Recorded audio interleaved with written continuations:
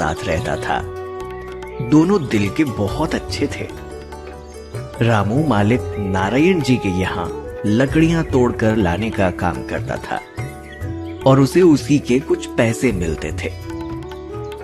एक दिन ऐसे ही लकड़ी काटने के बाद रामू ने नारायण जी से कहा, साहब आप मुझे काम के जो पैसे देते हैं वो बहुत ही कम है। मेरी विनती है आपसे कि कृपया कुछ पैसे बढ़ाइए। ये क्या कह रहे हो तुम रामू? मेरे यहाँ सभी को एक समान पैसा दिया जाता है, ऐसे में मैं तुम्हें ज्यादा पैसे क्यों दूं? लेकिन साहब जी, मैं हर दिन कड़ी मेहनत करता हूँ, पेड़ काटता हूँ और भारी बोझ भी उठाता हूँ। हाँ तो क्या हुआ, ये तो सभी करते हैं। देखो रामू, मैं जितना देता हूँ वो बराबर ही है। लेकिन साहब, इतने से पैसों में मैं परिवार का गुजारा कैसे करूँगा? मैं तुम्हें कोई ज्यादा पैसे नहीं देने वाला। अगर काम करना है तो करो, नहीं तो छोड़ दो। रामू की विनती करने के बावजूद भी नारायण जी नहीं माने। रामू दिन भर काम के बाद घर लौटा तो गीता ने पूछा, जी आ गए आप? आपका दिन कैसा था?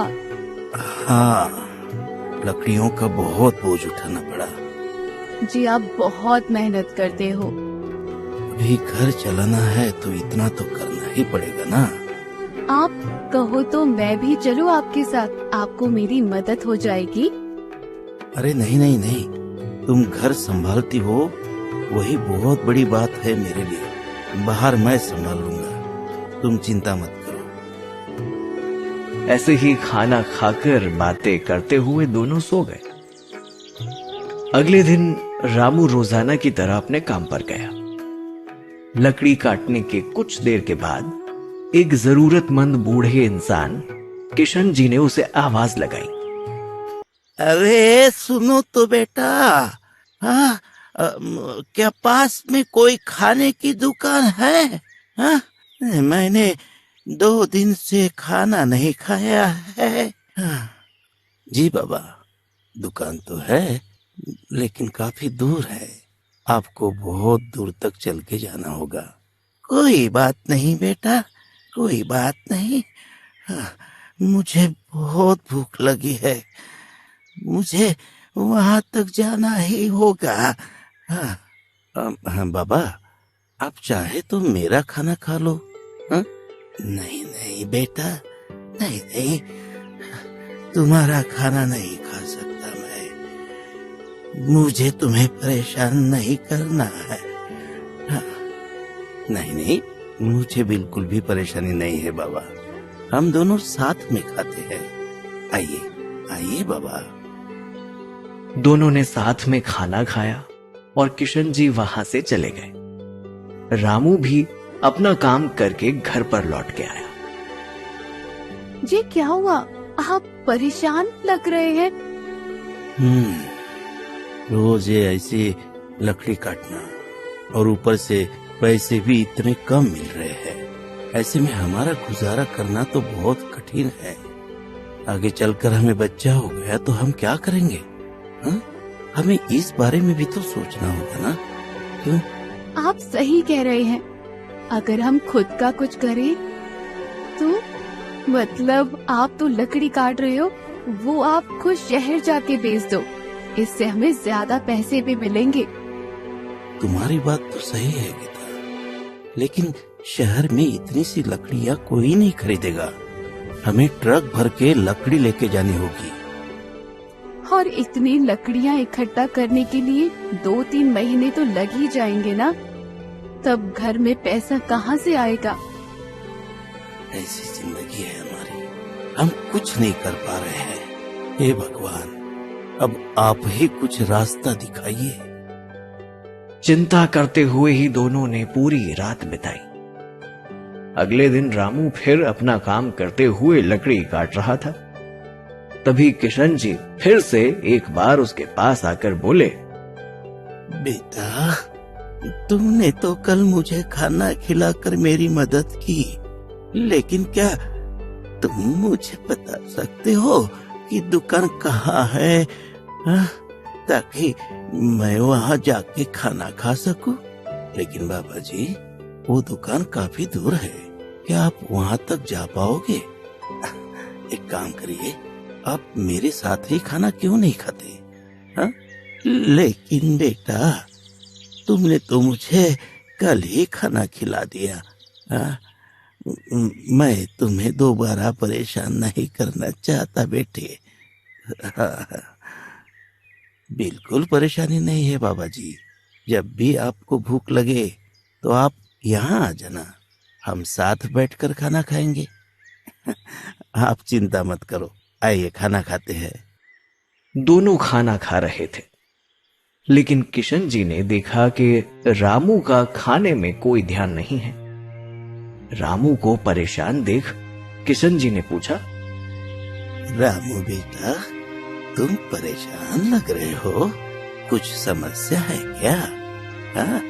नहीं नहीं बाबा जी, ऐसा कुछ नहीं है। बेटा, तुम मुझे बता सकते हो इतना परेशान क्यों हो रामू बेटा?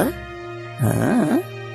बाबा जी, असल में मैं पेड़ काटने का काम करता हूँ, लेकिन मुझे ये पेड़ शहर में जाकर बेचने हैं। उसके लिए मुझे ट्रक भर के लकड़ियाँ लगेंगी, फिर वो लकड़ियाँ शहर ले जाने के लिए ट्रक और पैसे भी लगेंगे। लेकिन अगर मैं अपने साहब के लिए काम नहीं करूँगा तो मेरे पास खाना खाने के भी पैसे नहीं होंगे। मुझे समझ नहीं आ रहा है मैं क्या करूँ। अच्छा, इतनी सी बात है। रुको, ये लो बेटा, ये लो मटकी।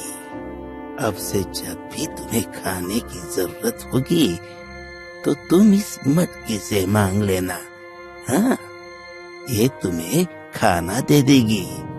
सच में? आप सच कह रहे हैं? ये मटकी हमें खाना देगी?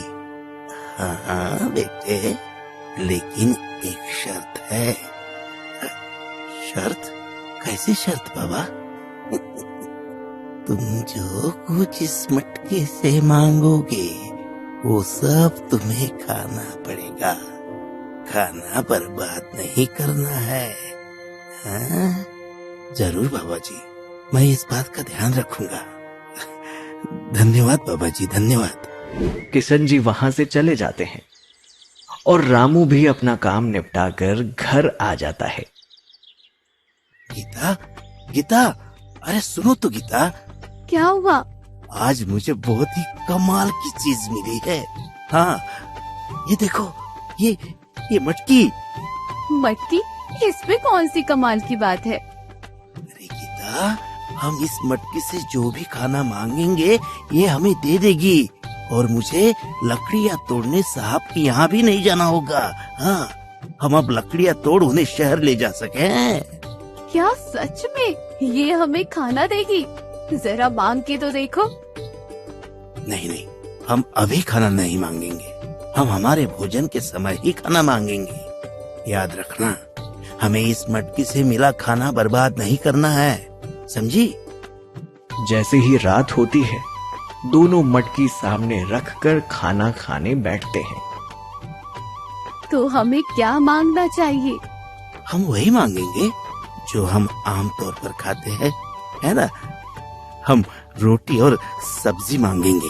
हाँ, आप सही कह रहे हैं। रुको, मैं इस मटकी से खाना मांगती हूँ। मटकी, मटकी, हम दोनों के लिए रोटी और सब्जी दो। अचानक उस मटकी में रोटी और सब्जी आ जाती है।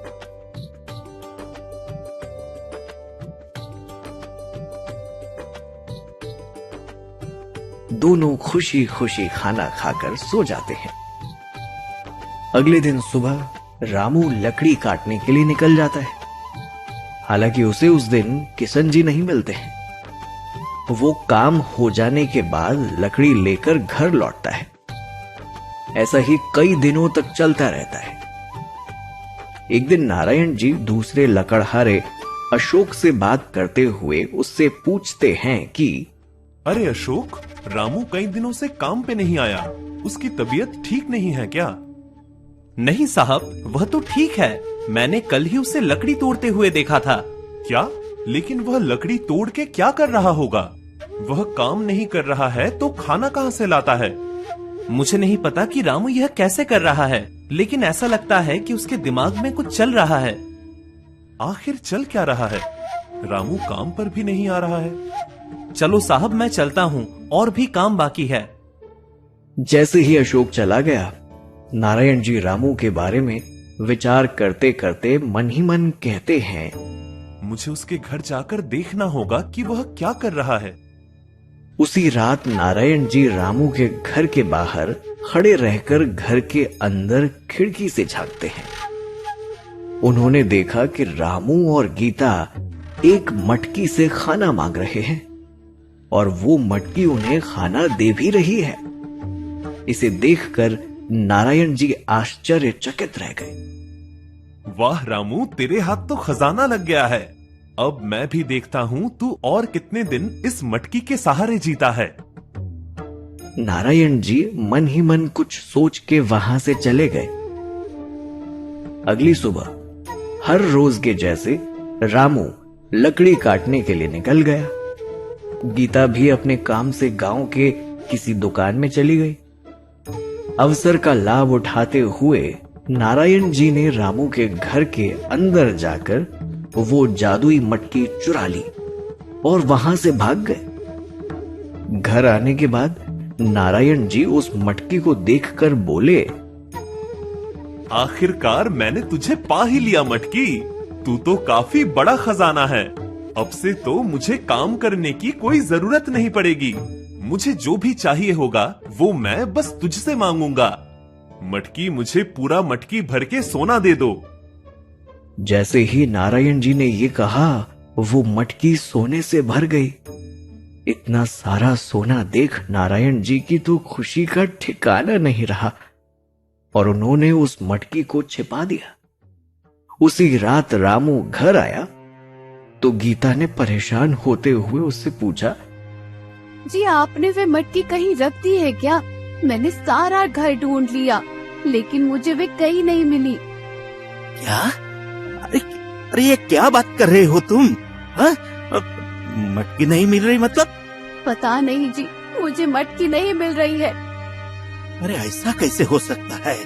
अभी भी बहुत काम करना बाकी है। हमें काफी सारी लकड़ी इकट्ठी करनी है। बिना मटकी के अब हम क्या करेंगे?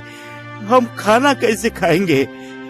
हे भगवान, हमने ऐसी क्या गलती की है कि जिसकी सजा हमें इस तरह मिल रही है? हे भगवान, क्या करूं मैं? अब क्या करूं? लेकिन दूसरी ओर नारायण जी के पूरे शरीर पर काले काले धब्बे दिखाई देने लगते हैं। ये मुझे क्या हो रहा है? मेरे पूरे शरीर पर ये काले धब्बे क्यों दिखाई दे रहे हैं? ऐसे कैसे हुआ? क्या ये उस मटकी की वजह से हुआ है? हाँ, इससे पहले तो नहीं था ऐसा कुछ। क्या मैं वो मटकी रामू को वापस कर दूं? लेकिन अगर मैं ऐसा करूंगा तो मैं अमीर कैसे बनूंगा?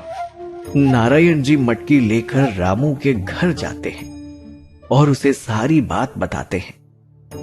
तब रामू पूछता है कि साहब जी, आपने मटकी से क्या मांगा था? मैंने सोना मांगा था। साहब जी, आपने तो बहुत बड़ी गलती कर दी।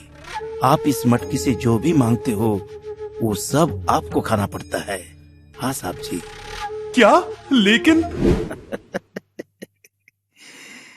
आखिर मिल ही गई तुम्हें तुम्हारे लालची होने की सजा। हाँ। तुम मटकी तो लौटा रहे हो, लेकिन सोना अपने घर में ही रख आए हो। जाओ पहले सोना लेकर आओ और वो पूरा सोना तुम्हें यहाँ पर खाना होगा, समझे? हाँ? बाबा, मैं सोना कैसे खा सकता हूँ? कोई सोना कैसे खा सकता है? कृपया मुझे माफ कर दीजिए, मुझसे गलती हो गई। तुमने अपने फायदे के लिए दूसरों का शोषण किया है। तुम लोगों से कड़ी मेहनत करवाते हो और उन्हें उनके हिस्से के पैसे भी नहीं देते। हाँ? अब जब तुम्हें अपने कर्मों की सजा मिल रही है तो तुम क्षमा मांग रहे हो। हाँ? बाबा मैं समझ गया, मैंने बहुत बड़ी गलती की है, लेकिन अब मैं सुधर जाऊंगा। मैं किसी के बीच भेदभाव नहीं करूंगा। अब से मैं सभी को बराबर पैसे दूंगा।